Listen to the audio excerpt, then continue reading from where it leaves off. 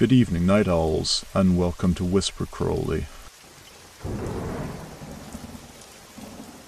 I had never been afraid of being alone. In fact, I often sought out solitude, craving the silence that came with it. But after I found myself alone in this house, that silence became something different. It wasn't peaceful. It was depressive. The house had been empty for weeks, maybe even longer. I wasn't sure how long it had stood vacant, but the air inside felt stale, as if it hadn't been disturbed in years. The creaking floors and dust-coated furniture told stories of abandonment, but something else lingered in the shadows of presence. It was the kind of feeling you couldn't shake, the one that whispered to the back of your mind, "You are not alone." And it wasn't a comforting whisper. It was an accusation. I stood at the threshold of the living room, the light from the hallway barely illuminating the space. The room was large and sparsely furnished, with faded curtains that billowed slightly from the wind outside. The smell of old wood and something faintly metallic, clung to the air. I shifted my weight nervously, but I couldn't bring myself to step further inside. My mind screamed that I should leave, but my feet wouldn't move. It wasn't the house itself that unsettled me. It was the sense that something was watching, waiting.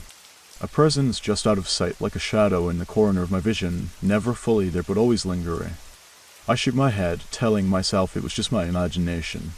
But when I took a step forward, I heard a faint noise from somewhere deeper in the house. It was too quiet to be footsteps, but it was there nonetheless. Like the sound of something or someone shifting through the walls.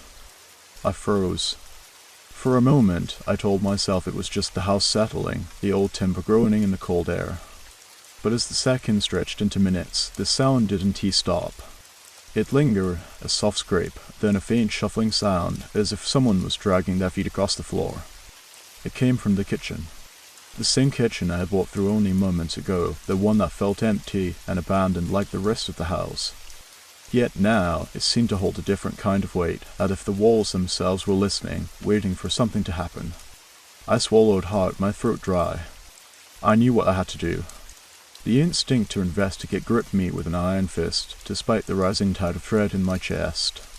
I stepped cautiously toward the hallway, my footsteps echoing louder than I wanted them to. I didn't want to make any more noise than I had to. The house seemed to listen, and I didn't want to alert whatever it was that had made that sound. As I reached the kitchen door, I hesitated. The air inside felt heavier, like the walls were pressing in on me. I could feel the cold creeping from the cracks in the window, but it was more than that.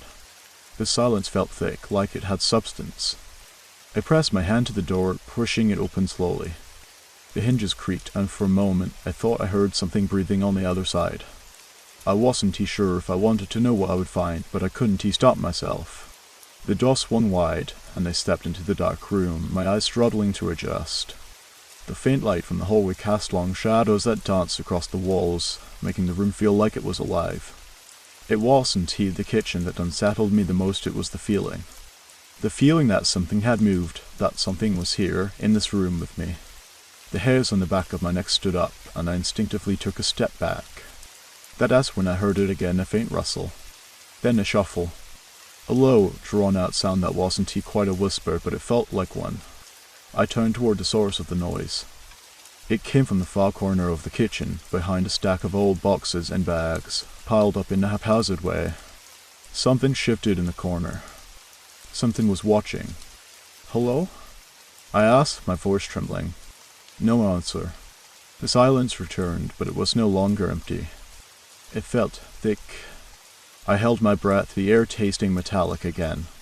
A flash of movement caught my eye. A shadow, moving quickly, darted between the boxes. I blinked, but when I looked again, it was gone. I stumbled backward, my heart pounding in my chest. That wasn't just my imagination. Something is here. I turned and ran back toward the living room, my mind racing, the darkness behind me growing thicker with every step. The house was too quiet. The silence was smothering. I had to leave. But something told me that no matter where I went in this house, it would follow. I reached the living room, my breathing shallow, but I didn't stop. I couldn't. The feeling of being watched was too intense, and no matter how fast I moved, it seemed to follow. The house creaked and groaned, but it was no longer just the house, it was something else. The walls, the floors, even the air itself felt alive with energy, like it was holding its breath. I glanced back over my shoulder, half expecting to see a shadow darting after me, but the room was still too still. The only sound was the soft hum of the wind outside, pushing against the windows. I stood frozen in the middle of the room, trying to steady my nerves. What had I just seen? A shadow? A trick of the light? I didn't know what to believe anymore. The room felt suffocating, the walls closing in around me. There was a smell in the air, now faint but unmistakable. It was something old, musty, mixed with a sharp, metallic scent of iron. The smell was familiar, but I couldn't place it. It reminded me of something from my childhood, something that terrified me then and was starting to terrify me again now. I walked slowly towards the window, my footsteps too loud in the otherwise silent room. The curtains fluttered slightly, but the air didn't feel fresh. It felt stagnant, heavy, as though the outside world had stopped existing altogether. The house was too quiet. I tried to convince myself it was just the isolation, that I was letting my mind play tricks on me. But there was something different about this place. The feeling was too overwhelming to ignore. I was about to pull back the curtains when I heard it. A noise. Soft, barely audible, but there. A tap. A light, rhythmic tapping coming from behind the walls. I froze again. It was so quiet, I almost thought I had imagined it. But then it came again, a soft tap, tap, tap. My heart raced. I wasn't imagining this. It was real. And it was coming from the walls. The sound wasn't random, either. It was too deliberate, too steady. It was as if something or someone was knocking on the other side, trying to get my attention. I took a slow step back, my eyes darting around the room. The walls. The ceiling. The floors. Everywhere I looked, the tapping grew louder. Each tap was like a heartbeat, a steady pulse that seemed to be growing faster. More frantic. I turned, trying to focus on something else, but then I noticed it. The shadow from the hallway, the one that I had been trying to ignore, was still there. It was faint but unmistakable. A dark silhouette stretched out along the floor, moving slowly as if it was reaching for me. I didn't move. I couldn't. My legs were frozen to the spot, my mind struggling to process what was happening. The shadow was growing, stretching across the floor toward me. My breath quickened as it seemed to shift, becoming more defined. The outline of a figure began to form, a tall, gaunt shape that seemed almost human, but not quite. The darkness around it rippled, like the air itself was distorting. I wanted to scream, but the sound got stuck in my throat. The tapping from the walls grew louder, more insistent, as though whatever was trapped inside was getting closer, trying to break free. The walls themselves seemed to be trembling, the foundation shaking with each tap. The figure in the corner of the room shifted again. It was no longer just a shadow, it was more than that. A face, a twisted, elongated face formed within the darkness. It was not human, not entirely. Its eyes were hollow, dark voids that seemed to pull at my very soul. Its mouth stretched open impossibly wide, but there was no sound, only the tapping, louder now, as if the figure was urging me to come closer. My body moved on its own, my feet carrying me backward, away from the dark figure and the terrible presence that seemed to grow stronger with every step I took. But it didn't matter. No matter how far I moved, I could feel it closing in on me, suffocating me, pushing me toward the walls, toward the sound, toward the thing that was waiting. I stumbled, my back hitting the cold, rough surface of the wall. The tapping stopped suddenly, replaced by a low, guttural growl that reverberated through the air. The shadow moved closer, and now I could see the details of fingers, long and gnarled, reaching out from the dark. Get out of here, I whispered to myself, but the words felt useless, hollow. My voice seemed to have no weight in this place. And then it happened. The figure lunged forward, its fingers grasping at the air as if it was reaching for me. The temperature in the room plummeted. I could see my breath, a thin mist forming in front of my face. The shadow wasn't just for me now, and I could feel its presence, suffocating and cold. I had no choice but to run. I turned and bolted for the door. My heart was hammering in my chest, and I could barely breathe, but I didn't dare stop.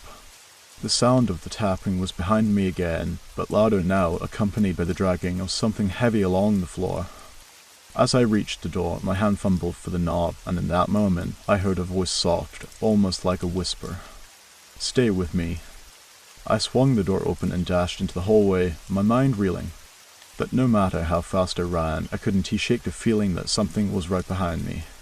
The house wasn't just haunted, it was alive, and whatever was in it wanted me to stay. To be part of it. The hallway stretched on ahead of me, dark and uninviting, but there was nowhere else to go. I couldn't stay in that room.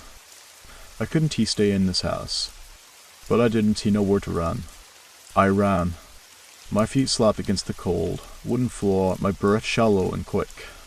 Every corner of the hallway seemed to stretch farther than it should, and the air was thick with its suffocating stillness. The house was no longer just a place, it was something that was watching, something that was waiting for me to falter. I didn't dare look back. I could feel the presence closing in, hear the subtle rustling, like 1,000 whispers trailing behind me. The tapping had stopped, but now I could hear a new sound, a slow, rhythmic thud, like someone was walking just behind me, always a step away. I tried to push my legs faster, but it was as if the house was pulling me back, keeping me from escaping. I turned sharply at the first corner, desperate for a way out. The hallway stretched ahead, but it felt different now, more oppressive, as though the walls were slowly pushing inward.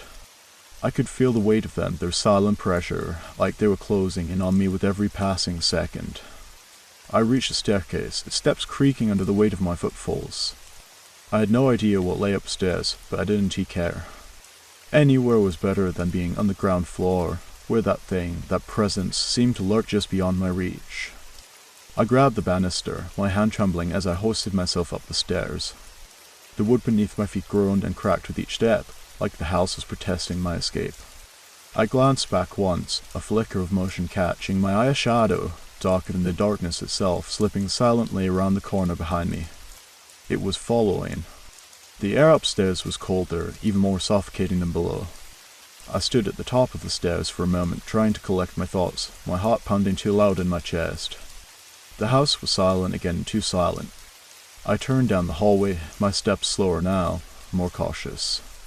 Each door I passed was shut tight, and yet I could feel them watching. I knew the rooms were empty, but something about them felt wrong. The stillness was too absolute, too unnatural. I reached the end of the hallway and pushed open a door at random. It creaked, the sound echoing through the house. I stepped inside, closing the door behind me as quietly as I could. The room was small, furnished only with an old bed and a dresser, but it felt suffocating. The air tasted thick, like it had been untouched for years. I was about to turn back when I heard it. The sound. At tapping. It wasn't from the walls this time. It was coming from inside the room.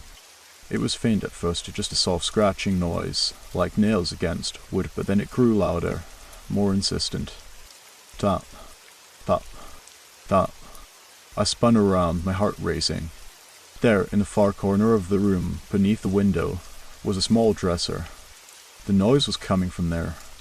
I wanted to scream, to run, but my feet were rooted to the spot, my legs refusing to move. The dresser. It wasn't moving, but the sound was unmistakable. The tapping. It was coming from inside the drawers. My hand trembled as I reached for the dresser. I didn't want to open it. I didn't want to know what was inside. But I couldn't stop myself. Something pulled me forward, dragging me closer to the noise, to the thing that had been watching me from the moment I stepped into this house. I pulled open the top drawer, and the sound stopped. For a moment there was only silence. I breathed out too quickly, but then I saw it. Something dark, something small, scuttled across the bottom of the drawer too fast, too unnatural. A pair of cold, lifeless eyes stared back at me. I recoiled, my pulse pounding in my throat. The thing in the drawer wasn't human. It was a small, twisted creature, its body writhing and contorting as it tried to climb up. Its limbs were long and twisted, far too long for its small frame. Its skin was grey, mottled and slick, like something that had been submerged in water for far too long. And its eyes, those hollow, unblinking eyes, locked onto mine with an intensity that made my stomach turn. I slammed the drawer shut, but the noise inside didn't stop. It began again, tap, thump, thump, louder, more frantic this time, like the thing inside was trying to break free. I backed away, my heart hammering in my chest. I wanted to scream. I wanted to run, but the door behind me was gone. The walls. The walls were closing in.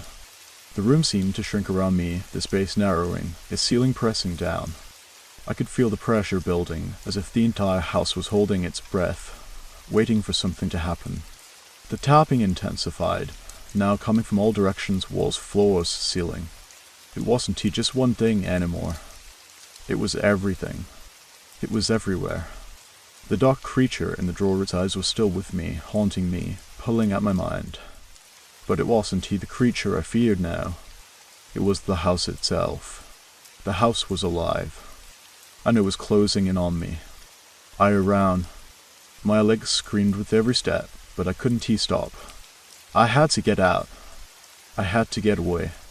I turned the corner, my body crashing against the walls, trying to push through the thick air. And then I saw it. The door at the end of the hallway. The one that hadn't been there before. I sprinted toward it, not daring to look back, not daring to question what was happening. The door creaked open just as I reached it. I bolted through, and the room beyond swallowed me whole. I thought I was free. But I wasn't. The walls were still moving. They were still watching. And now they were listening. The door slammed shut behind me with a deafening crash, and I was plunged into darkness. My breath was ragged, chest heaving with the force of my panic. I stumbled, reaching out for something, anything to steady myself. My fingers brushed against the cold, damp walls of what seemed to be another hallway, its air thick with the scent of mildew and decay. The house had changed again. This wasn't the same place I'd been running through moments before. It felt wrong. I tried to steady myself to breathe, but every exhale was shaky, every inhalation was more suffocating than the last. The air here was oppressive, as though the walls were pressing in from all sides, and there was an unmistakable weight to it, like the house itself was alive, and it was aware of me. I could feel its eyes watching, following my every movement. My mind raced. Where was I now? How had I ended up here? I reached for the light switch on the wall, my hand brushing against the rough texture of the plaster. I found it. Flicked it. Nothing. Of course, nothing. The power had been out the entire time. Or had it? I couldn't remember anymore. I could hear it in soft whispers, like distant voices, all around me. No words, just a constant, unsettling murmur that seemed to come from everywhere and nowhere all at once. I turned around, my eyes straining against the dark, trying to make sense of the shapes I could barely see. The shadows flickered at the edges of my vision, stretching and curling like tendrils, as if they were alive, reaching for me. I forced myself to move forward, each step hesitant, as if the ground beneath my feet might suddenly shift and swallow me whole. The whispers grew louder, more urgent, until it felt like they were directly in my ears, pressing against my skull. I couldn't understand them, but their tone was unmistakable. It was a warning to stop, to turn back. But where could I go? The house was a maze, a labyrinth of rooms that all felt the same, suffocating and endless. Every door I opened led to another corridor, another locked room, another dead end. It was impossible to know whether the rooms were real or if they were figments of my increasingly fractured mind. I felt like I was spiraling into something dark and endless, and I couldn't escape it. I turned a corner and froze. A soft, low hum filled the air. It wasn't the whispering voices this time. It was something else, something more physical, more tangible. The sound came from behind a door at the end of the hall, a door that hadn't been there before. This house was playing tricks on me. Or was it? I couldn't tell anymore. But I had to know. I had to see what was behind the door. I walked toward it, each step heavier than the last. The door stood tall, old and weathered, but it was strangely pristine compared to everything else around me. The wood seemed polished, gleaming, as though it had been recently touched. But the hinges were rusted, the edges of the frame chipped with age. My fingers brushed against the doorknob.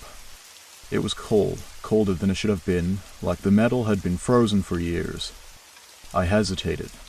What if this was a mistake? What if I was walking straight into the heart of whatever this place was? But I couldn't stop myself. The curiosity was too strong. The need to understand and to make sense of this madness was overwhelming.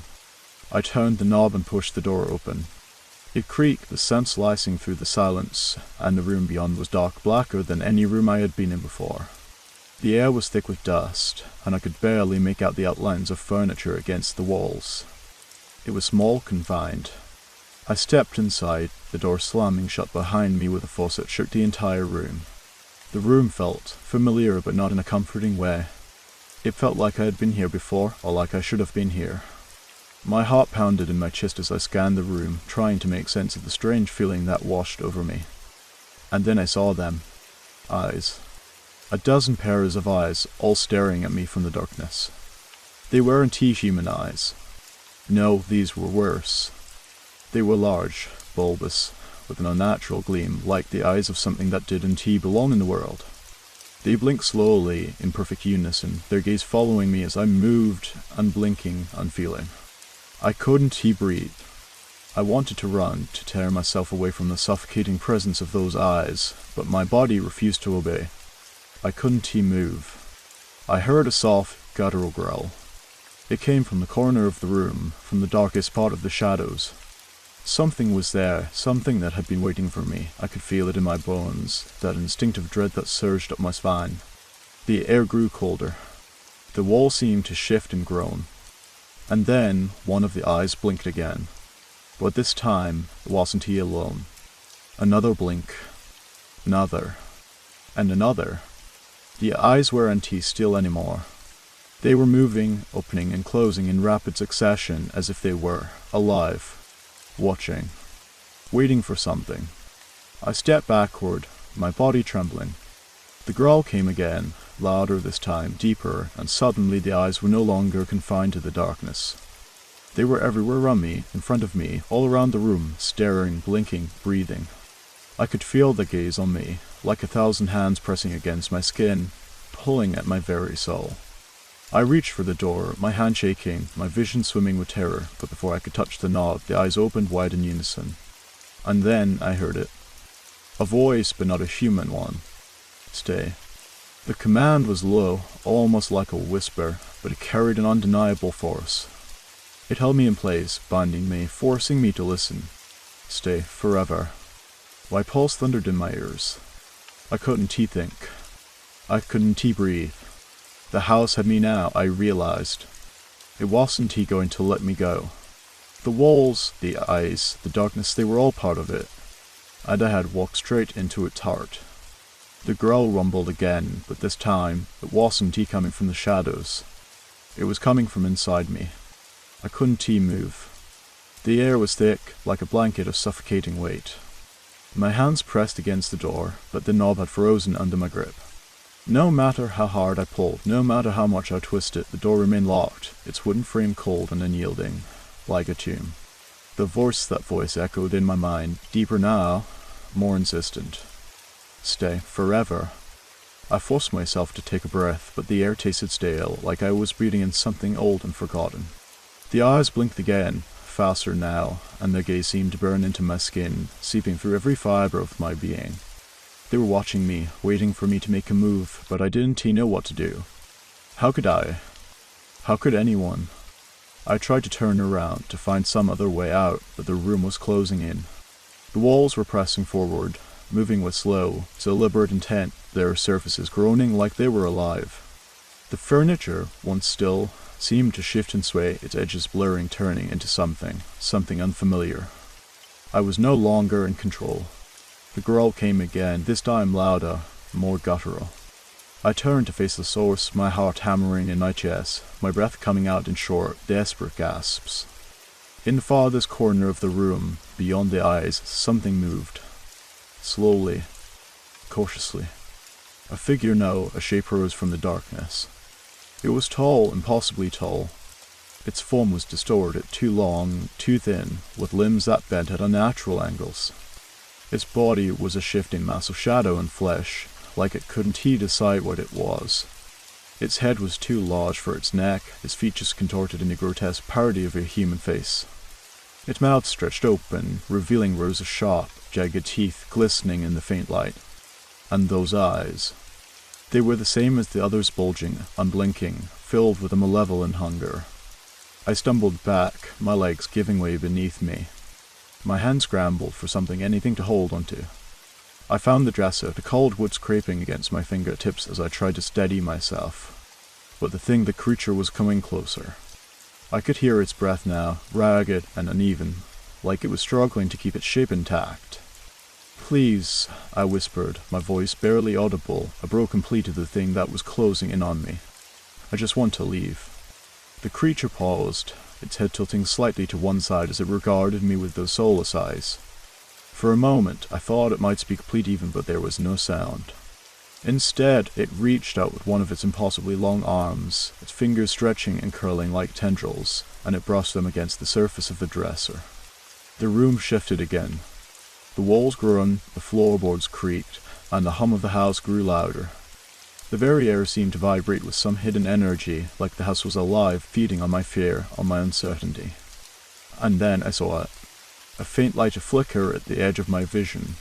For the briefest moment, the house seemed to breathe as if it were alive and aware of what was happening, of what I was feeling.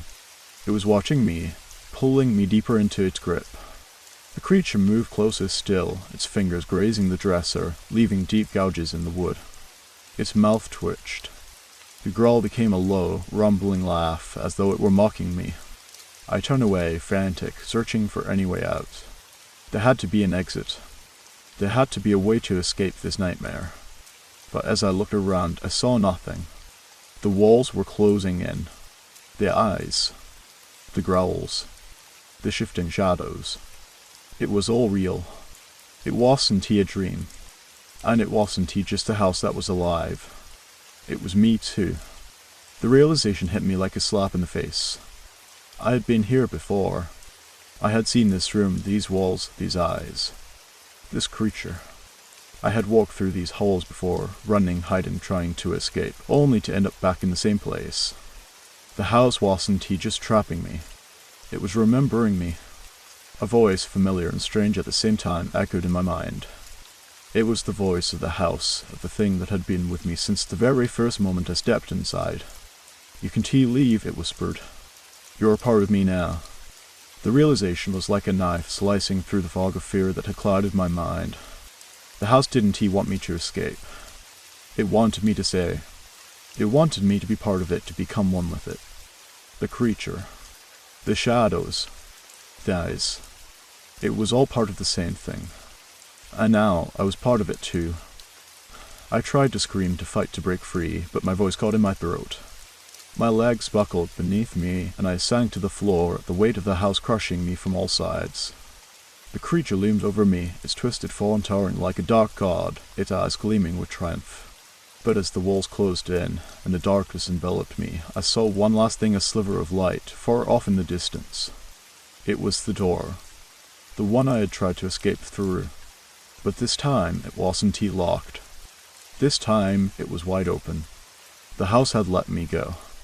Or maybe it had simply decided I was ready to join it.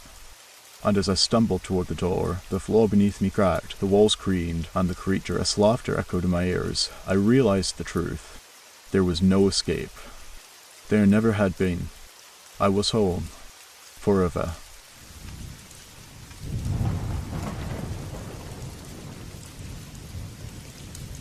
I hope you enjoyed the first story. If you did, don't forget to leave a like. But if I didn't do my job well, feel free to give it a thumbs down. Either way, drop a comment and let us know where you're listening from and what time it is for you. Now, let us continue. I never thought a shadow could have a life of its own. But as strange as it sounds, that is exactly what started happening to me. It began quietly, almost unnoticed. At first, I thought it was just my imagination, a trick of the light or the shadows that played in the corners of my mind. But the more I observed, the more it became clear something was wrong with my shadow. I live in a modest apartment in the city, on the 5th floor of an old, weathered building. The walls are thin, the floors creak, and the sound of cars below is always present. It is a place that has seen better days, but it is home. It is where I can be alone. But over the past few weeks, my solitude has become more oppressive. It started with the lights. At night, the light from my desk lamp would cast a sharp, clear shadow behind me, but it was always normal, just a shape following my movement. That is, until one evening. I was sitting at my desk, typing out a report, when I noticed something strange. The light flickered briefly, and for a split second, my shadow stretched unnaturally long. I shrugged it off, thinking it was just the bulb acting up. But then it happened again, and again. Each time, my shadow grew longer, more distorted, as if it were trying to break free from me. It didn't end there. I began to notice it more and more, the way my shadow seemed to have its own rhythm. I would turn to walk across the room, and when I glanced behind me, my shadow would lag behind, hesitating before it caught up. The next night, I saw it even clearer. It would stay behind, even as I moved to the far side of the room, as if it was watching me, not following me. I couldn't shake the feeling that something was wrong. My shadow, which had always been a reflection of me, was starting to feel separate. It seemed to be moving on its own, shifting in ways I couldn't control. And I wasn't the only one who noticed. Last night, I returned home late after meeting a friend for dinner. It was dark, and I was exhausted. As I stepped into my apartment, the usual creak of the door seemed louder than normal. I flicked on the light switch and froze. There, in the corner of the room, I saw my shadow, but it wasn't mine. It stood there, unmoving, like a dark figure against the wall. My heart pounded in my chest. It wasn't just a trick of the light. This was something else. For a moment, I stood still, my mind racing. It didn't make sense. I had come into the room, and the shadow had been where it always was, behind me. But now, it was in front of me. And it wasn't moving, not the way mine did. It was still. It was waiting. A chill ran down my spine. I stepped forward slowly, not wanting to take my eyes off it. As I moved, it shifted faster than I could. It darted to the side of the room and then back to the corner. It was mimicking me, but in a way that felt wrong, unnatural. It was like it knew what I would do before I did it. I could feel the panic rising in my chest. My shadow, it wasn't just a shadow anymore. It was alive. I tried to shake it off. It is just the stress, I told myself. I am imagining things. But that night, as I lay in bed, I couldn't sleep. Every time I closed my eyes, I could see my shadow lurking just beyond the edges of my vision. It wasn't just staying behind anymore. It was moving independently, appearing in places I wasn't. And it was always waiting, always watching. I could feel its presence pressing down on me like a weight. It followed me everywhere now. Not just in my apartment, but when I went out. It would slip into the corner of my eye, just out of view, but I could always sense it. Like a cold hand on my shoulder, always there, but never quite touching me. I started to hear things, scratching sounds, whispers in the dark. They seemed to come from the shadows, from my shadow, and they were becoming clearer. The voice was distant, too faint to understand, but it was there, like a cold breath on my neck. I was losing my grip on reality. Every night felt longer. Every day felt heavier. I started to question myself, was it real? Or was I just spiraling into madness? Then, last night, something finally happened that I couldn't explain. I was standing by the window, looking out at the city, trying to calm myself. The light was dim, the shadows long. When I glanced down at my feet, I saw it. My shadow was moving on its own. Not just the way a shadow does when you walk, but in a deliberate way. It stretched, pulled, and then it stood up. I staggered backward, my heart pounding.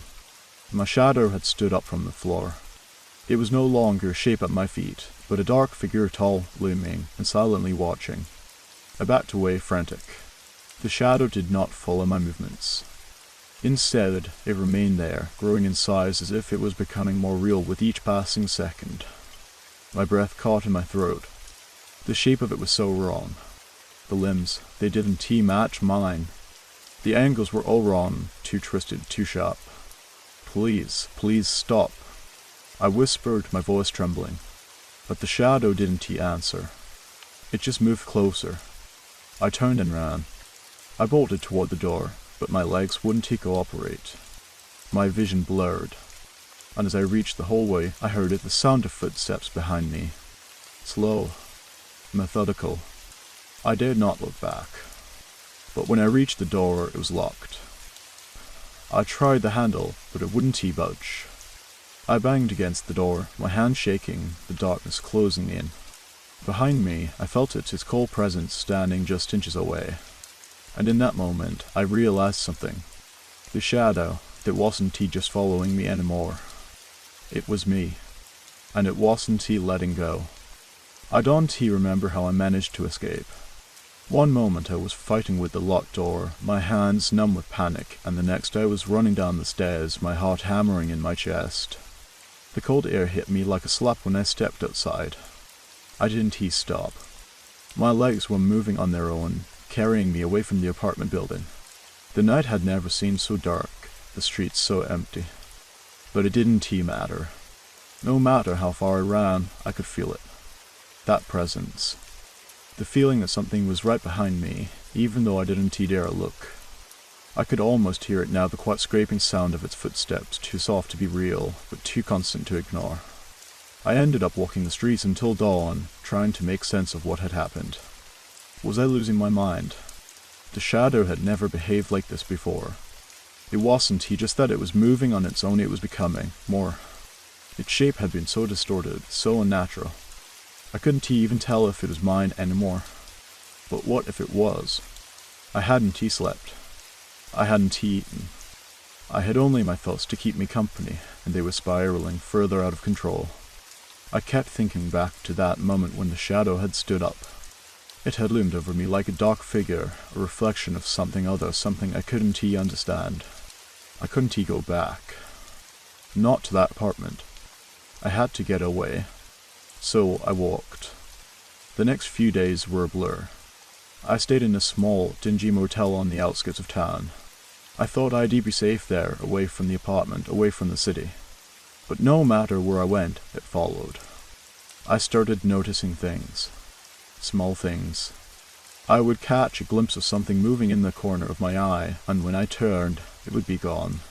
I'd see my shadow stretch longer than it should in the afternoon light, and then it would shrink, as if it were trying to avoid me. Sometimes I'd wake up in the middle of the night and feel it standing there, waiting. I couldn't breathe. My heart would race, my body frozen under the covers, unable to move. I tried talking to people, friends, family, even strangers, but no one seemed to understand. They laughed it off or brushed it aside as paranoia. No one could see it. No one could feel it. But I could. It was always there. Watching. Waiting.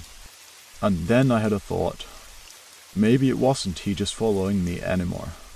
Maybe it was, changing me. I started thinking about the way it had moved, how it seemed to anticipate my every move, every breath. What if it wasn't just a shadow? What if it was something or something that could reach into my mind, twist my thoughts, make me doubt myself? I spent hours staring at the walls of the motel room, trying to put the pieces together. What had I done to deserve this? Was it something I had brought upon myself? I thought back to the events leading up to this. The way my life had become more chaotic after a certain event, a decision I had made. But what if it wasn't me? What if the shadow had always been there, quietly lurking in the background, waiting for its chance to emerge? I could feel my grip on reality slipping. I couldn't trust myself anymore. The shadow was getting to me, pushing me further into madness. And then I heard the knock on the door. It was soft at first. A light tapping that I almost thought was just the wind. But it came again, more insistent this time. I hesitated. Was it someone else? Was it just a passerby? I didn't want to look. I didn't want to answer. I didn't want to see anything, anyone, not with the way my mind was unraveling. But the knocking didn't stop. I moved slowly toward the door, my pulse quickening. I didn't know what I expected to see. Maybe a hotel worker. Maybe someone asking if I was okay. When I opened it, I found nothing. No one was there. But that was when I felt that presence. I stepped back into the room, the door still open. The hallway outside was empty, silent. But the feeling of being watched had never been stronger. I could almost hear breathing, slow and steady, coming from the corner of the room. And then I saw it again. My shadow was there, stretched out on the floor before me. but it wasn't the same as before. It was shifting, moving like a liquid, forming shapes that didn't make sense. I could hear it now scratching, shifting something. Alive. I took a step back. Another. And then another. It followed me. I could feel it, its presence shifting with each movement I made. I turned quickly, my back against the wall, trying to get away, but no matter where I went, my shadow stayed, lingering in the corner of my vision. I screamed, or at least I thought I did, but no sound came out. I opened my mouth, but nothing. My vision blurred. My head felt light. The air in the room grew heavy, suffocating. I reached for the door, but my fingers wouldn't move. The shadow was closing in. I couldn't escape. And in that moment, I realized something. It wasn't just following me. It was me. The darkness, the shifting, the cold, it wasn't external. It was inside me, growing, feeding on my fear, my doubts. It wasn't a shadow anymore. It was part of me. And now it had me. I couldn't breathe. The air was thick and oppressive, pressing against my chest, suffocating me. The shadow didn't just linger anymore, it moved, slithering across the room with a purpose. It crept along the walls, its edges flickering like flames, its form shifting in a way that shouldn't have been possible. The floor beneath me felt unstable, as though the very foundation of the motel had begun to warp, bending under the weight of whatever was happening. I tried to scream again, but my throat had closed up, leaving me mute and helpless. Panic gripped me harder than it ever had before, but there was no escape. No matter where I turned, no matter how fast I ran, it was always there, hovering at the edges of my vision, a constant reminder of something I could never outrun. I backed into the corner of the room, my legs trembling beneath me, and finally, I managed to speak. "What do you want?" The words felt foreign, strained, like they didn't belong to me. I wasn't even sure I was asking the shadow anymore, or if I was begging myself, searching for answers that didn't exist. The shadow didn't answer, of course. It never did. But in that silence, I began to hear something else. A whispering. Soft at first, barely audible, like a distant hum beneath my consciousness. It wasn't a voice, not in the way I understood it. It was something deeper, something primal. And the more I listened, the more it grew louder, until the sound seemed to fill the entire room. It was my own voice. But it wasn't just me. It was as if every version of me, the scared, confused me, the anxious me, the angry me was speaking all at once, all fighting to be heard, all trapped within the same mind, the same body. I couldn't make sense of the words, but I could feel them clawing at me, pulling at the corners of my sanity. I squeezed my eyes shut, trying to block it out. But that only made it worse. I could feel the weight of my own thoughts pressing against my skull, each one a fragment of who I was, who I used to be. The shadow had become my reflection, the embodiment of everything I feared about myself, everything I had been running from. I couldn't trust my mind anymore. I didn't know if I was dreaming or awake, if this was reality or something far worse. Was I losing my grip on who I was? Was the shadow just a manifestation of my own brokenness, a way for my mind to show me the parts of myself I had buried too deep to face? The shadow moved closer. It was no longer just a shape. It was a presence, a force that felt like it was consuming the very air around me. The edges of it were jagged, twitching, as though it were alive. Its form began to shift, its shape deforming and stretching in impossible ways. And then it took on something that looked eerily familiar to me. I could see my own reflection, but distorted, twisted into something monstrous. The shadow's face was a mirror image of mine, but it was hollow, vacant, its eyes empty voids. The mouth fit twisted into something too wide, too unnatural to be human. I wanted to look away, but I couldn't. I was transfixed by it, as though I were staring into the abyss of my own soul. I reached out, my fingers trembling. I wanted to touch it, to push it away, but as soon as my hand made contact with the shadow, a jolt of cold shot through my body. It felt like my very life was being drained, my strength slipping away with each passing second. The shadow began to laugh. Not a sound, not a noise, but a feeling. It was a laugh that filled my mind, reverberating inside my skull, vibrating through my bones. It was the kind of laugh that didn't need to be heard to be felt, one that made you question everything you ever believed in, everything you ever trusted. And that laugh, it was mine, too. I stumbled backward, my legs too weak to hold me up. My hands scrabbled at the walls for support, but they slid off, as if the walls themselves were slick with fear. I wanted to scream, but I couldn't. My body had betrayed me, and my mind was following. "Please," I whispered, not sure who I was begging. "I can't. I can't." And then, as if in response, the shadow stretched out one of its hands. Or rather, it reached out with my hand. I could see it, the fingers, long and twisted, but still somehow familiar. It was me, but it wasn't me. And just like that, everything shattered. The room seemed to collapse in on itself, the walls bending and breaking like paper. The air became thick, suffocating, and the floor beneath me gave way, dropping me into an endless darkness. I screamed, but there was no sound, or only silence. For a moment I thought I was dead. But then something else. A light. It wasn't bright, not like a lamp or a street light, but something softer, more distant. A flicker, barely there, but it pulled me toward it. I reached for it, instinctively, my hand shaking as I stretched toward the warmth it offered. The shadow was gone. I could feel it receding, vanishing into the distance, as though it were being drawn away by that same light. But I didn't feel safe. No, I didn't feel safe at all. Because as I moved toward the light, I realized one thing. It wasn't the shadow that had been following me. It was me. I could still feel it waiting for me, just behind my every step, as though it had always been there, waiting for me to realize it. And when I did, when I finally understood the truth, the light flickered and went out, and I was left in the dark once more.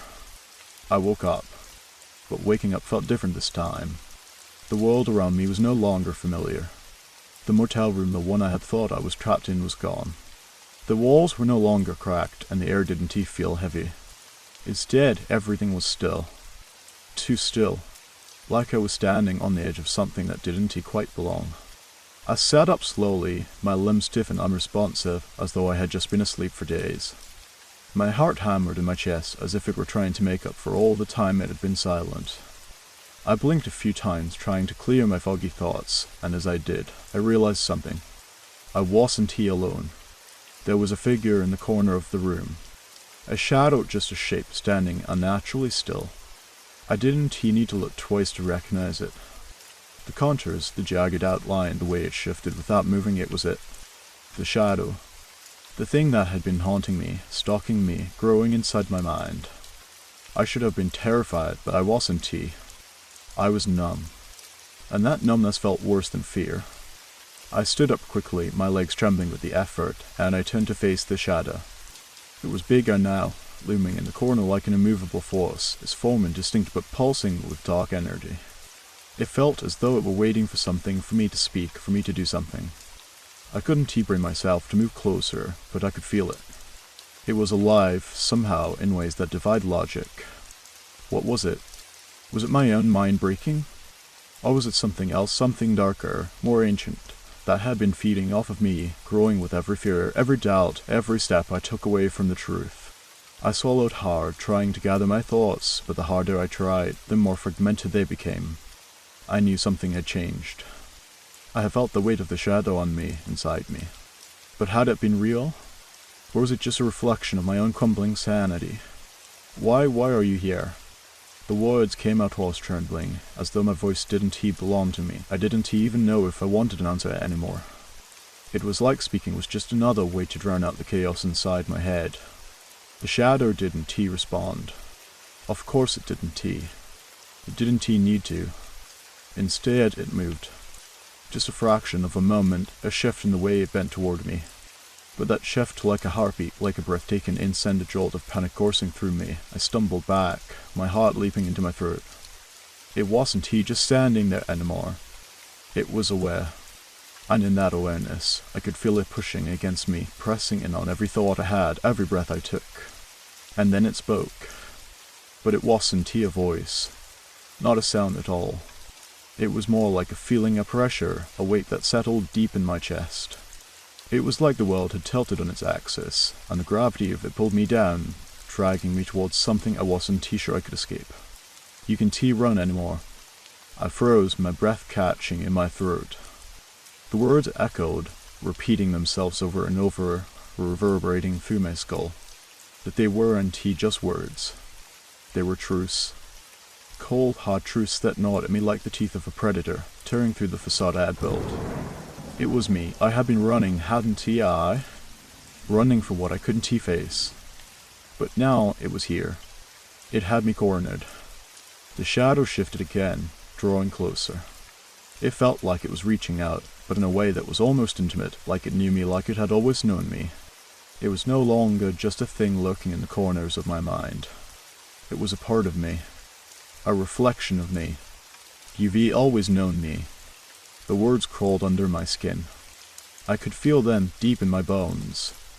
No, I whispered, shaking my head. No, I don't. The room seemed to pulse, the walls bending inward, the edges of reality warping. I was suffocating, the air too thick, too heavy. I couldn't breathe. But that wasn't the worst part. The worst part was when I realized I wasn't alone in the room anymore. I could see them now. My other selves figures standing at the edges of the room, each one more twisted, more distorted than the last. They weren't real. But they were. I could feel them, the parts of me I had hidden away. The anger, the shame, the fear, the guilt. They were all standing there, watching, waiting for me to break. I could hear them. The sound of their thoughts, echoing in my mind. Whispers of things I had buried so deep I couldn't even recognize them. You've always been weak. You'll never escape. This is what you deserve. The voices were deafening, drowning out the room, drowning out the space I had once called safe. I felt my legs give up beneath me. My knees hit the floor, and I gasped for air, trying to steady my racing heart, but it was no use. The shadow had grown too big. It was everywhere now, inside me, around me. And as I looked up, I saw it clearly. It was me. The shadow was me. I had spent so long trying to outrun it, trying to push it away, that I had forgotten something crucial. There was no escaping it. Not anymore. It had always been with me. I couldn't breathe. The weight of it, the shadow, the presence, whatever it was, had me pinned down, both physically and mentally. I could feel its cold grip around my chest, squeezing tighter with every breath I tried to take. I had thought I could handle it, that I could confront it, but now I saw how wrong I was. There was no fight left in me. My mind, my body, they were all failing me. The room was closing in. I could feel the walls pressing against me, the very air around me growing thick and suffocating. I could hear the whispering voices, not just from the shadow but from all the other versions of myself that stood watching in the corners. I wanted to scream to make them go away, but I couldn't even find my voice. My mouth felt dry, and my thoughts were a jumbled mess of panic and disbelief. It wasn't real. It couldn't be real. But it was. It was all too real. You can escape me. The words came again, but this time they weren't just in my head. They reverberated through my entire being, curling around my spine like a venomous snake, twisting, squeezing. I wanted to curl into myself to hide, but there was nowhere to go. No escape. I looked around desperately, searching for something, anything to hold on to. And then I saw it. The reflection in the broken mirror on the far wall. It wasn't just my face staring back at me. The shadow had taken shape, twisting itself into something grotesque. The more I looked, the more distorted it became, but the eyes were still the same. They were mine. My breath caught in my throat. It was like looking into a mirror, but one that reflected everything I had tried to bury. The shame, the guilt, the things I thought I had left behind, they were all there, staring back at me. You can hide from yourself forever. I staggered backward, my legs trembling, my hands reaching for something to steady myself. The room seemed to spin, the floor tilting beneath me. I could feel the weight of the shadow, pressing down on me, suffocating me.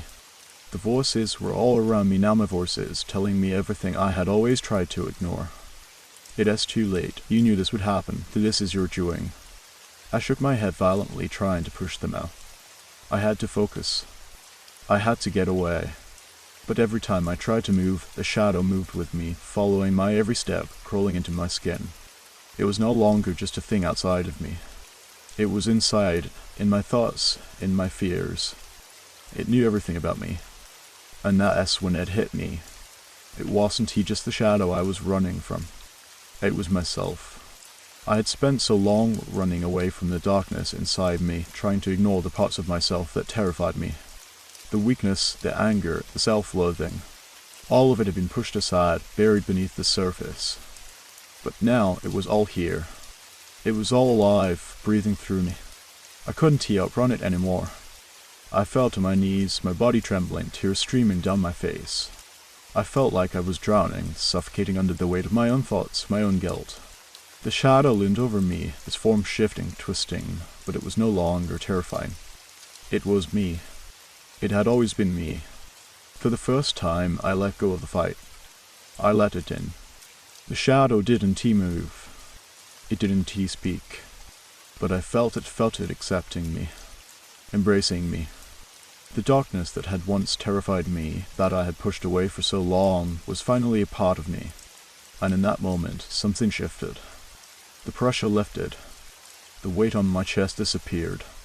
The my voices faded into silence. The air became lighter, almost peaceful, as if the room had exhaled a breath it had been holding for far too long.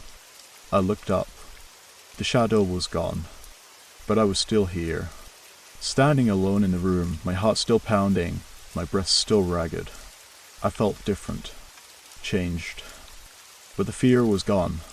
The fear of what I couldn't see, the fear of what I couldn't control, it was all gone. For the first time in what felt like forever, I was at peace. I walked toward the door, my steps slow but steady. I opened it, and the world outside was as I had always known it. The sun was setting, casting long shadows across the street. The air felt warm, the sky painted with hues of orange and pink. Everything was normal. But I wasn't the same. I had faced the shadow, and in doing so, I had faced myself. I had stopped running from the darkness inside me, and now I carried it with me, not as a burden, but as a part of who I was. The silence followed me out the door. It was no longer the suffocating kind. It was a companion now, one I had learned to live with. And as I walked away, I couldn't help but wonder, was the shadow truly gone? Or was it simply waiting, silently, in the depths of my mind, biding its time for when I needed to confront it once again?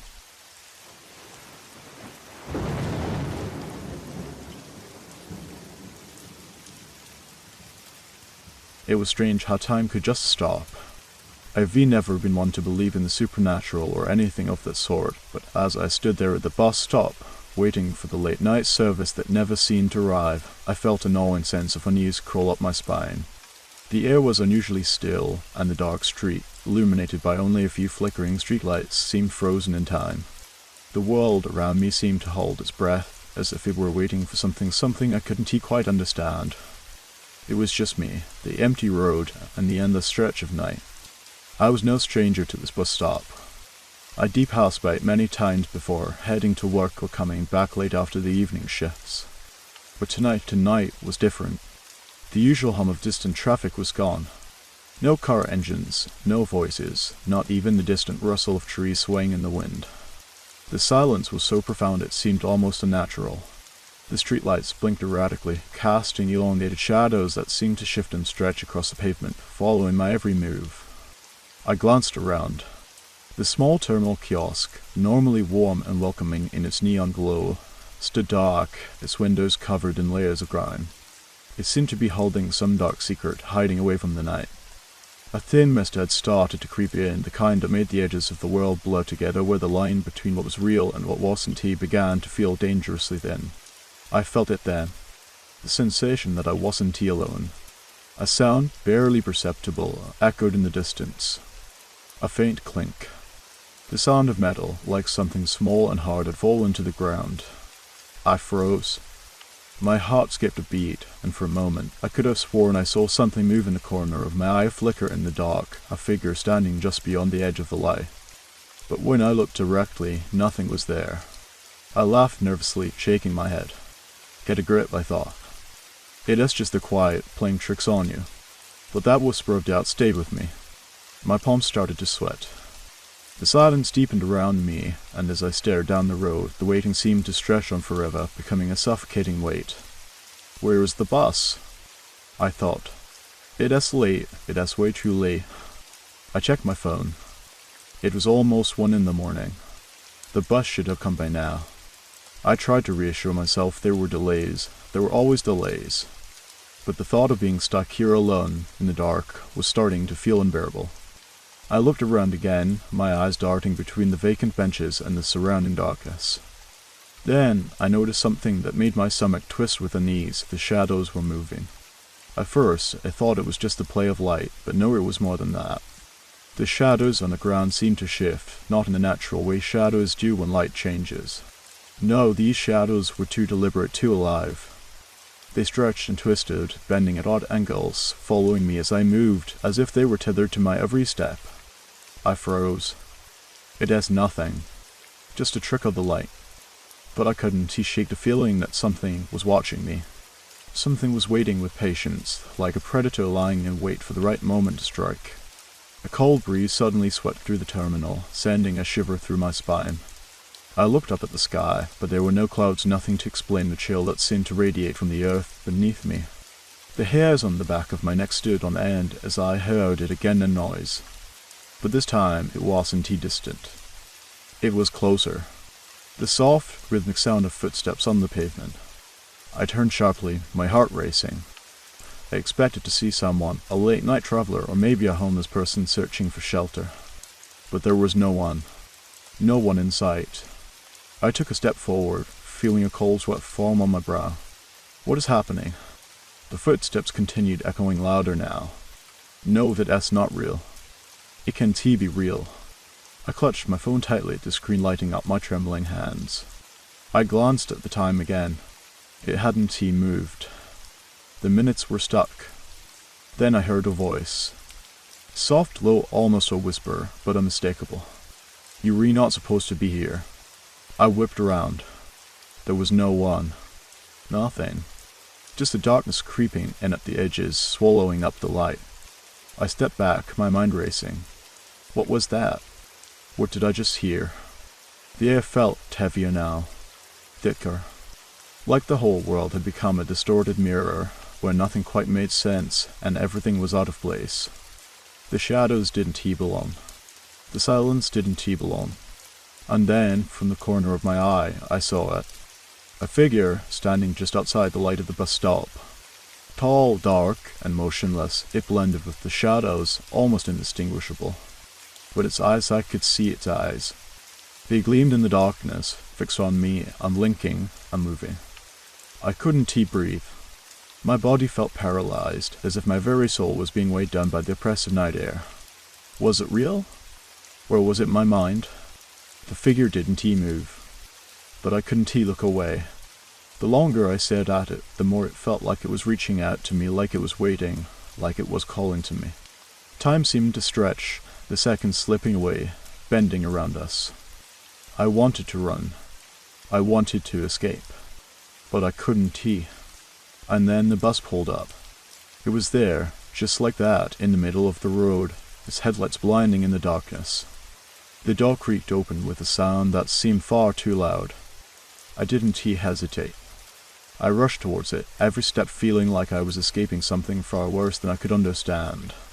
As I climbed aboard, I looked back one last time. The figure was gone, but the shadows lingered, and the silence followed me into the bus. The bus was eerily quiet as I sat down in an empty seat, my heart still pounding from the encounter at the bus stop. I forced myself to breathe, trying to calm my racing thoughts. The door slammed shut with a heavy thud, and the bus lurched forward into the night, the soft hum of the engine the only sound filling the silence. But the quiet wasn't comforting. It was suffocating. I glanced out the window, staring at the passing streetlights, the yellow glow streaking across the darkened pavement. The world outside felt unreal, as if I was in some sort of limbo, suspended between two worlds. The city, which I had always known so well, now seemed alien. The road stretched out before us, empty and desolate, with only the occasional car passing by. It sure felt normal. But nothing about this night felt normal anymore. I couldn't shake the feeling that something was watching me.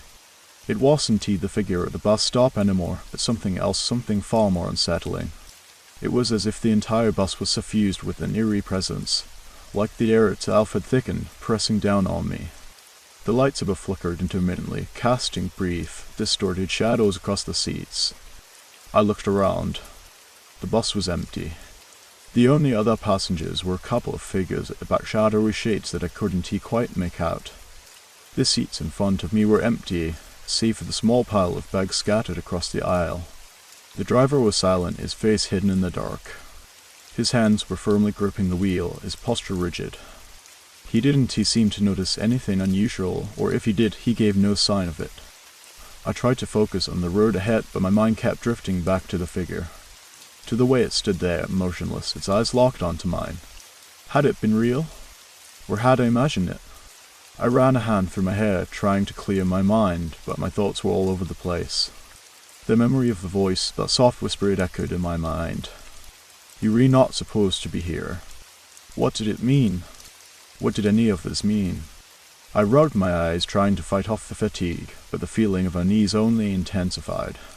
My palms were clammy, my body rigid. I was trapped in a nightmare of my own making, one where I couldn't tell what was real and what wasn't. The bus swerved suddenly, jolting me in my seat. I looked up at the driver, but he seemed unfazed, his eyes fixed ahead. What is going on? I thought, my pulse quickening.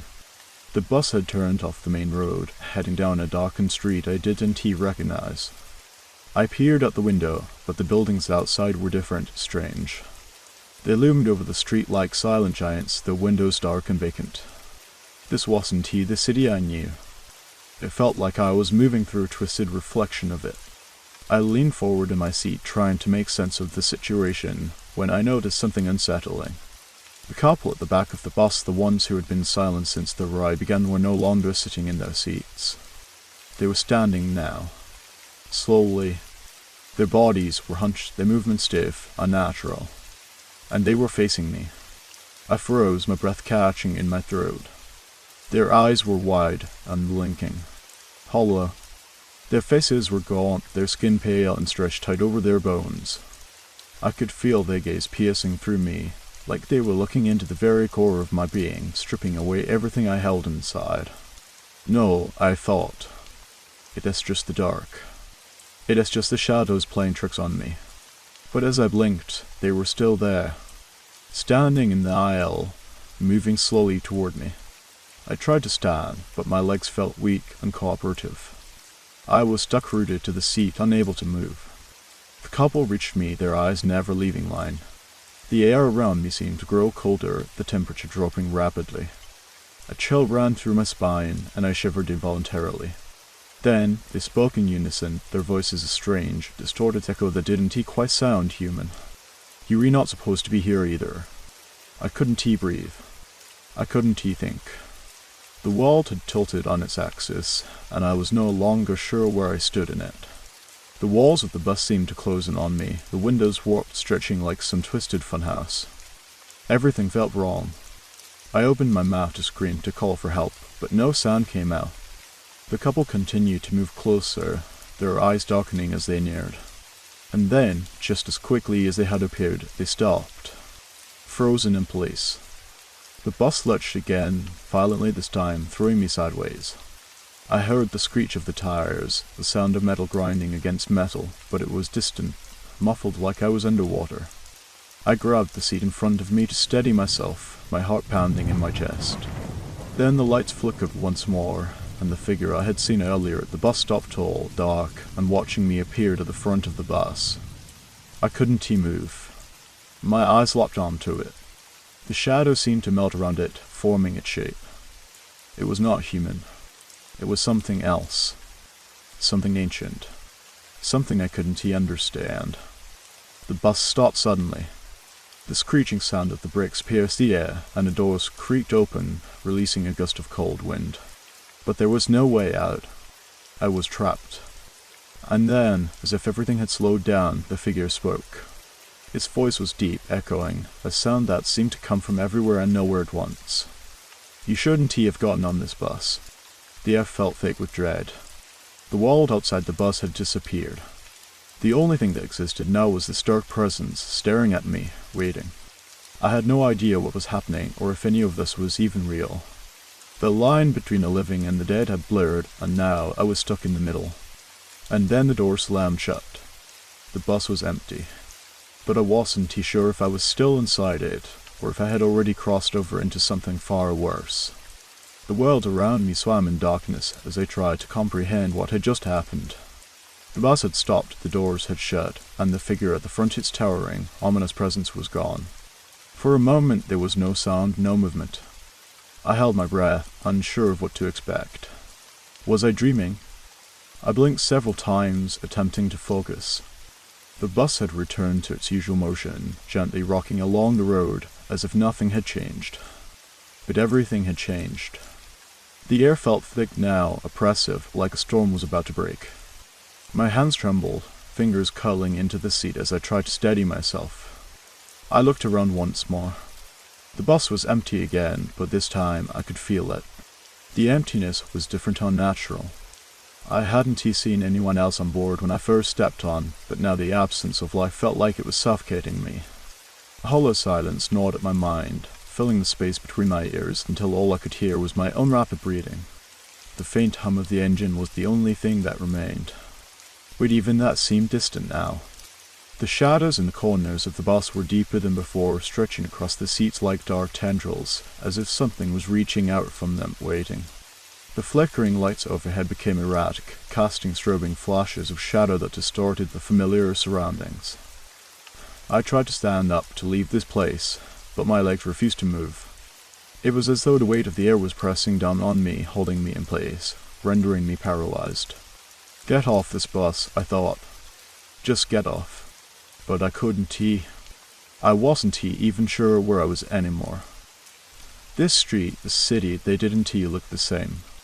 I had no sense of direction, no idea how long I had been on the bus. The world outside had become a blur, fading in and out like an old film reel caught in a broken projector. I leaned against the window, the cold glass pressing against my forehead, as I tried to regain some semblance of reality. Outside, the city had disappeared. The road was now a long, winding path through a dense, pitch-black forest. Trees towered on either side, their skeletal branches stretching toward the sky like twisted hands. I tried to make sense of what I was seeing. There had been no forest before. I knew that much. I had seen the familiar street of my neighborhood, the familiar houses and storefronts. But now there was nothing but darkness, the occasional flicker of a distant street lamp that only served to deepen the shadows around me. This isn't real, I told myself. This can't be real. My mind spun in confusion as I looked around for any sign of life, anything to assure me that I wasn't losing my grip on reality. But the bus was empty. The driver still sat motionless, his eyes fixed ahead, unblinking. His hands gripped the wheel tightly, knuckles white, his posture rigid. The figures at the back, those hollow-eyed figures, had vanished. But something wasn't right. It is not the bus. It is not the city. It is me. I am losing my mind.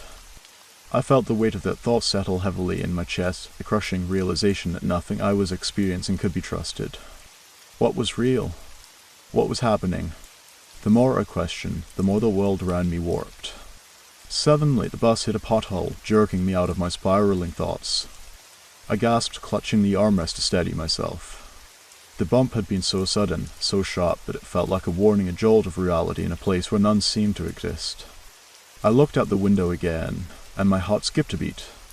The forest was gone. In its place stood a massive, crumbling structure. A terminal of sorts in an old, decaying building. Its windows were dark, and the doorways seemed to stretch endlessly into the shadows. There was something oddly familiar about it, something that gnawed at the edges of my memory. I had seen this place before. The bus slowed as it approached the terminal, its tires skimming over cracked pavement. The lights of the bus flickered one last time before the engine died with a soft whir, leaving us in complete darkness. The doors opened. I didn't move. My heart thudded loudly in my chest, the sound reverberating in my ears. I could feel the air shift around me, a sudden rush of cold wind flooding the bus. I didn't want to go out there. I didn't want to face whatever was waiting. But I had no choice. The terminal was calling to me. A voice, soft, insistent, almost familiar, whispered from the dark recesses of the bus. It Essier stop. I couldn't ignore it. The voice wasn't just in my mind. It was real. It was coming from somewhere inside the bus, from behind me. I turned slowly, but there was nothing there. Just empty seats. But the weight of the words lingered, pressing down on me. I had to get off. I took a deep breath and pushed myself out of my seat, my legs unsteady. As I moved toward the door, the coldness enveloped me, seeping through my clothes into my bones.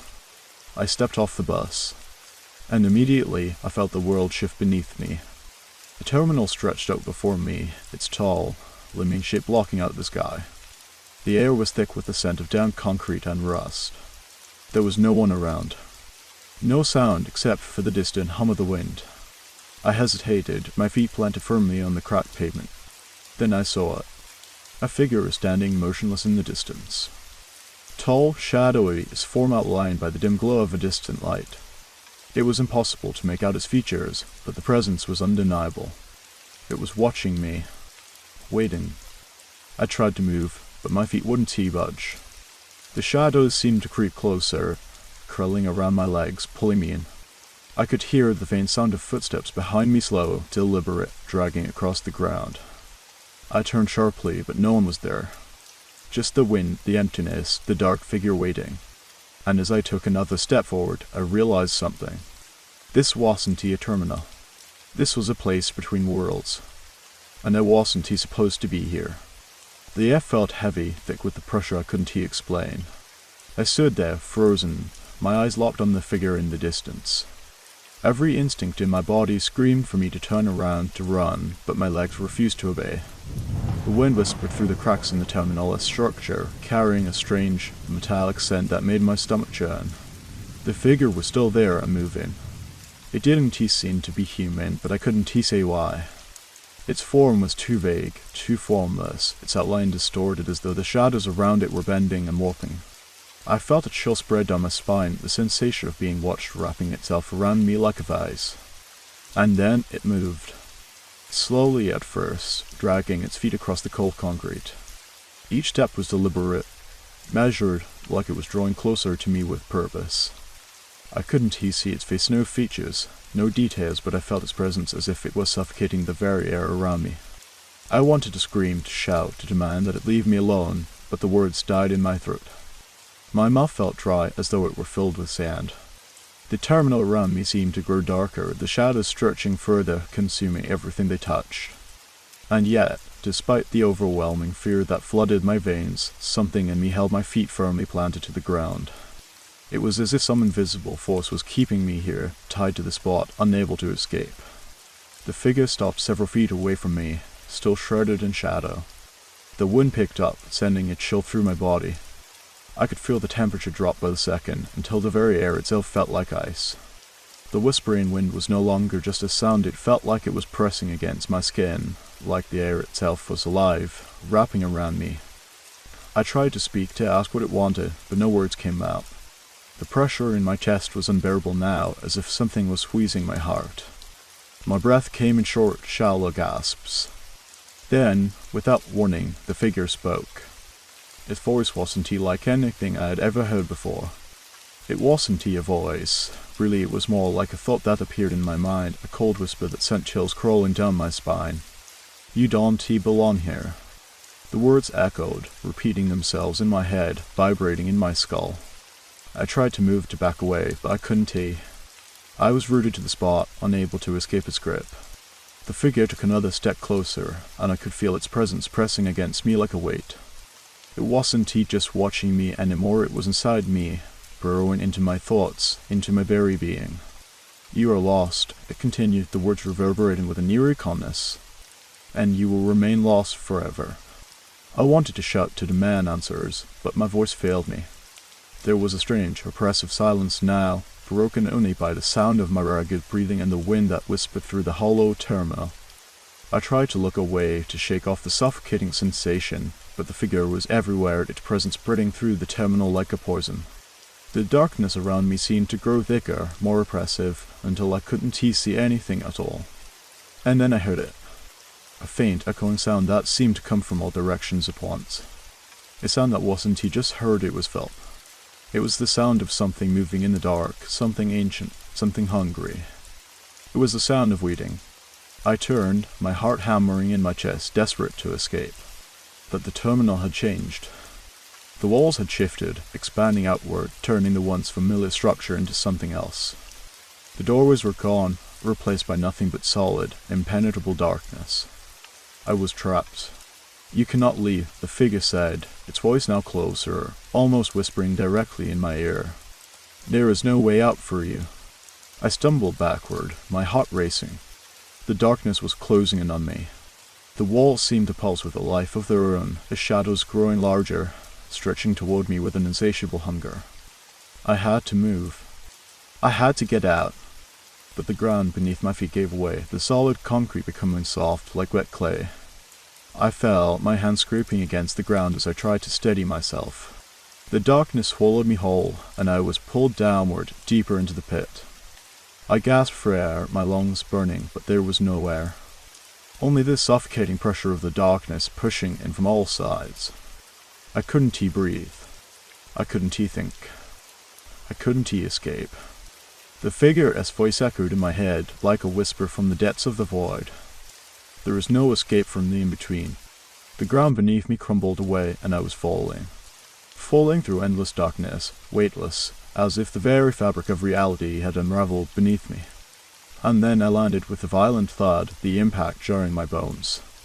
I opened my eyes, my heart still racing, but when I looked around, I was no longer in the terminal. I was at a place I didn't recognize. The world around me was different now, distorted. It was as if I had been pulled into another dimension, one where the laws of reality didn't apply. The sky above me was an unnatural shade of purple, swirling with thick, black clouds. The ground was cracked and barren, littered with strange, twisted shapes that seemed to move on their own. I wasn't alone. I could feel them eyes watching me from every corner, from every shadow. But when I turned to look, there was nothing. Only darkness stretching into infinity. I tried to move, but my body felt heavy, like I was wading through thick mud. The air was thick with an oppressive weight, pushing down on me with every step. The silence was suffocating, broken only by the sound of my breathing and the occasional, distant whisper that seemed to come from the very ground beneath my feet. And then, in the distance, I saw it. A flicker of movement.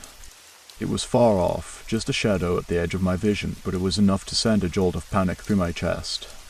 I wasn't alone here. Something was out there. Something was watching.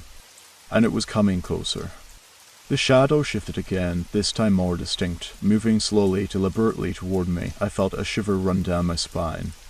My heart pounded in my chest, and I could hear it thudding in my ears, almost drowning out the silence that stretched around me. The world was wrong. The air was wrong. Everything was wrong. I forced myself to move, dragging my feet through the thick, unnatural mud-like ground. My body felt heavy, as though the very weight of this place was pressing me down. I stumbled, but each step forward was a struggle against some unseen force that pushed me back. The shadow grew larger with every passing second. I could no longer deny its presence. It was there, just beyond the edge of my vision, and it wasn't stopping. It was like a predator, silently stalking its prey, drawing closer, inch by inch. I glanced around desperately, searching for some way out. But all I could see was an endless expanse of cracked earth, twisted shapes that didn't belong, and the eerie purple sky swelling above me. There were no landmarks, no sign of life. The entire landscape felt alien, hostile, like something that had been torn from a nightmare. The whispering, distant voices returned, louder now. It wasn't one voice, it was many, all speaking at once, overlapping, murmuring in a language I couldn't understand. The ground seemed to vibrate beneath my feet, as though the very fabric of this place was alive, pulsing with some dark, malevolent energy. I had to keep moving. I couldn't let the shadow catch me. It was growing too fast. Too close.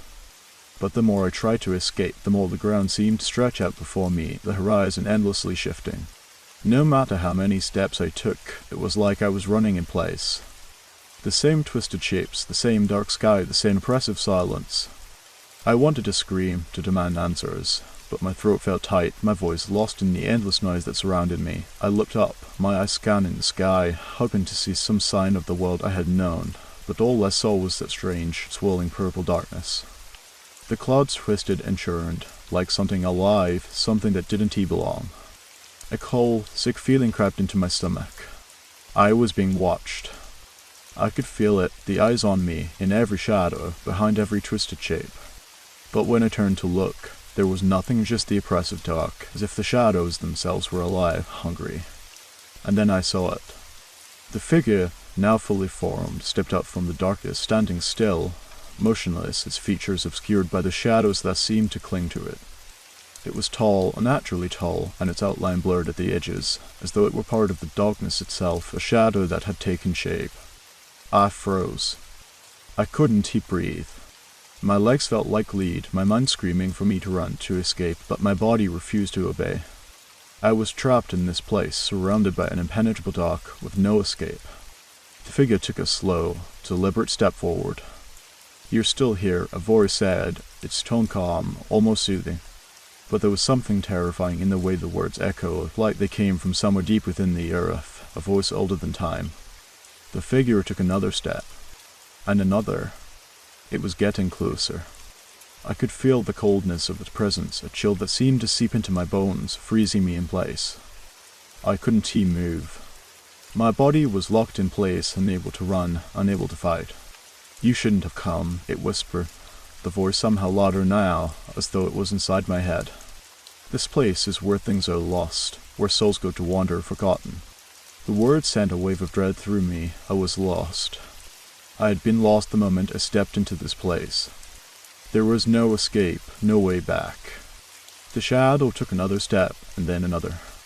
I wanted to close my eyes to block out the sight of it, but I couldn't. It was too close now, its form becoming clearer, its features more distinct. It had no face, just a void, an emptiness where its eyes should have been, where its mouth should have been. Its body was a mass of shifting shadows, dark and insidious, twisting as it moved. It was getting closer, and I could feel the darkness closing in on me, suffocating me. I didn't know what to do. I had no plan, no way to fight. I was paralyzed by fear, by the sheer weight of this place and the thing that was coming toward me. And then the shadow spoke again. "You've been chosen."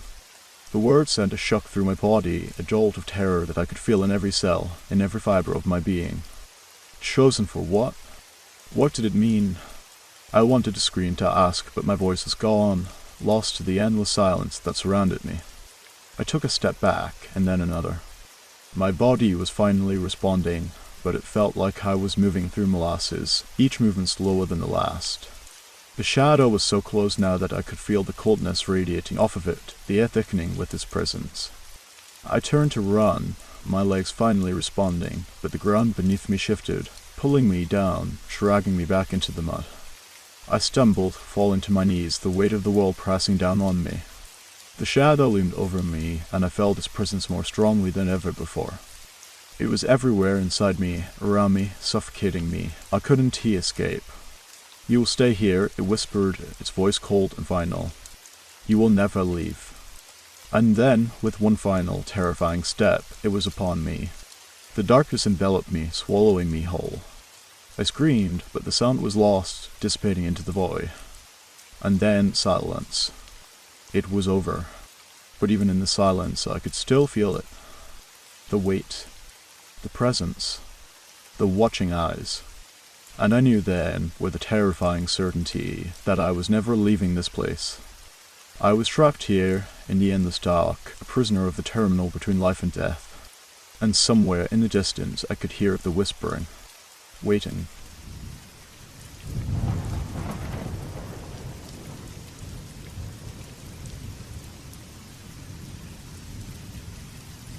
Oh, you made it to the end of the stories. That means it's the perfect time to subscribe so you don't miss future episodes. And if you haven't already, leave a like and drop a comment. I'd love to hear your thoughts. Have a great time relaxing, and good night.